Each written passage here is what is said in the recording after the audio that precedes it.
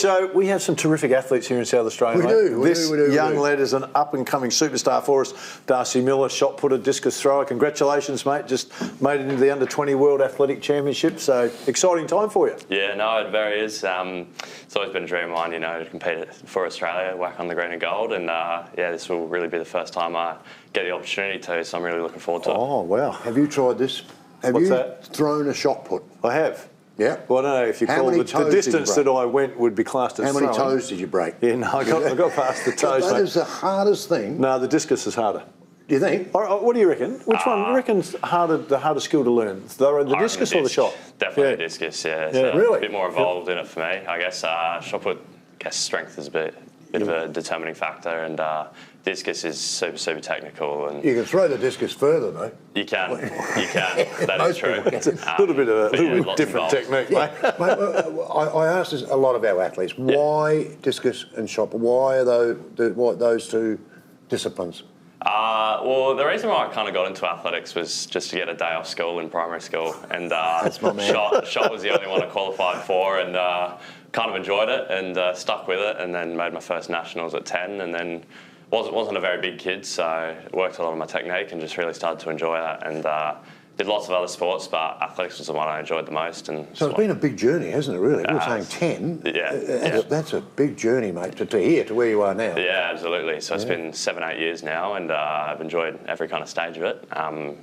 I think... Has it got you out of more classes than primary school, mate? Have you been able to use it to get out of more classes? Definitely, yeah. It's definitely a few weeks every year I get to travel, so it's always... Well, you get the chance to travel, mate. Hey, before we talk about the World Champs in Colombia, let's talk about the Under-20 Oceania that you've qualified as well. That's in June. That's in June, in Mackay. Yep. What are you expecting from yourself in June? It's kind of like a preparation kind of competition for me and a few other athletes heading to Worlds. It's good kind of first international kind of competition. I think there's 15 odd countries in the Oceania region competing, so it'll be a good kind of preparation kind of meet for me and a bunch of other athletes going. So I'm looking to throw close to a PB. I'm in a different block at the moment, so I won't be at my best, but it'll be good mentally for preparation and kind of a taste of what's to come. When you say you're in a different block, how do you mean, in your training? Yeah. Okay. So at the moment I'm in a pretty heavy strength block at the moment. So in the shot and disc you have to be quite quick, which not a lot of people know. It's really slowed me down a bit at the moment. But so I'm not quite at my peak kind of performance at the moment. But that will impact it a bit. But as I get closer to the World Champs, I'll start to freshen up and get a bit quicker. So. And in winning that national title, the Under-20 national title, you threw a world qualifier as well. Yeah, correct. Distance. Yeah. That's got to give you a little bit of heart as well. I mean, yeah, definitely. Because do you believe after those titles that you can improve on that? Oh, absolutely. Okay, there you go. At the Nationals, it was quite wet, quite rainy, and the conditions weren't perfect, and managed to get a qualifier a couple of metres over, so that was a big confidence boost, and I definitely think I've got a few more metres in me. Is that your best throw? No, it wasn't my best throw. I was close to it, only about 50 centimetres off, so it probably was my best throw considering the conditions, but yeah, still pretty close to my PB. You know, they talk in sport, you're in the zone, you're feeling pretty good. Yeah. The moment that you let it go, what's the moment for you where you go, this is feeling pretty good? This is feeling good. At the end, it's kind of hard to see because you're spinning so fast, but you feel straight away like, this is going to go well. It's kind of hard to describe the feeling. Everything kind of feels fluid and relaxed, but powerful at the same time, and you just know straight away as soon as it comes out of your hands. So. What's been the hardest part for you in the fundamental of throwing the discus? I think definitely my size, definitely the smallest out there competing.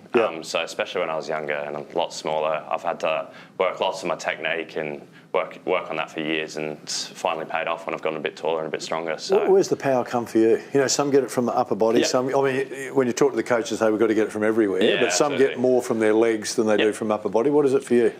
Definitely the legs. I think speed is my kind of strength over the other athletes because I'm nowhere near as strong as them. So speed's definitely something I work on the most. Through the legs and through the torso as well, that rotational kind of speed. So you get that moment where you're walking out and you know the guys are bigger because we've seen them all, and they're looking at you and they'll be going, this is not going to go too good.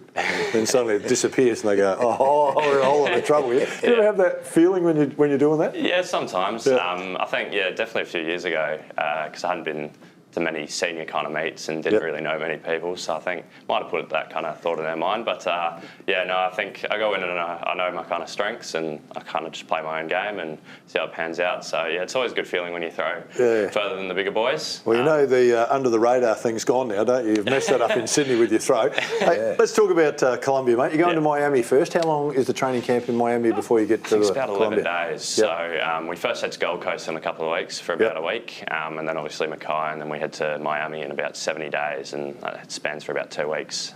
So that'll be good. Bit of acclimatisation over there to the time zone and the weather. But yeah, that's kind of the last kind of step before we head over to Colombia. So. You haven't been there before? You haven't been to Miami before? You got training in Miami? I do, yeah. So never been there. Dedication, mate. Absolutely. That's all I can say to you. I was You're thinking going to Miami.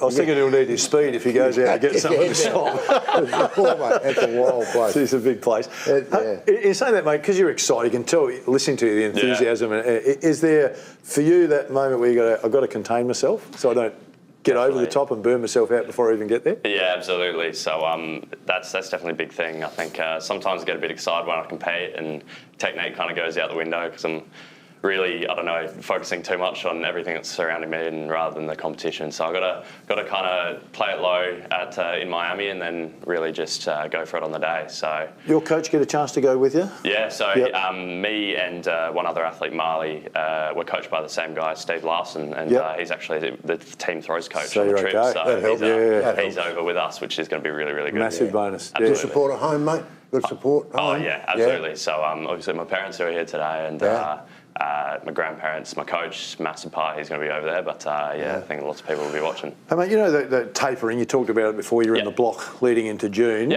So after the block finishes in June, what's the next block? So you're June, July, August. Yeah. So you've only got that month in there. We do. So it's a fair bit of explosiveness and strength work. So a lot of short sprints, those kind of Olympic lifts, all that kind of movements, rather than the heavy kind of stuff. Do you enjoy that, mate? Do you enjoy the sprints more than the heavy stuff? Yeah, I'd say so. I guess it's sticking to my strengths again, so I enjoy that more. I guess it's not as taxing, and when we get closer to the championships, we dial it down quite a bit as well. Have you got a time over 100? Do you know your best time? Yeah, kind of. At Sports Day, I think I clocked 11.9, but it was hand time, so could be a bit. Speed's your thing. Yeah, definitely. Good luck, mate. Good luck. I hope it all goes well for you. Sounds like it, doesn't it? I think it's a pretty exciting time, mate. We got some great athletes to follow. Yeah. Hey, Darcy, we'll be on you, mate. We'll be on you to get you in after you come back, mate. So you better come back with something good now that you're throwing great, mate. So really appreciate your time. No, thank you. And good luck, exciting mate. Good luck. time. Fantastic. Stay with us. Still a little bit more to come.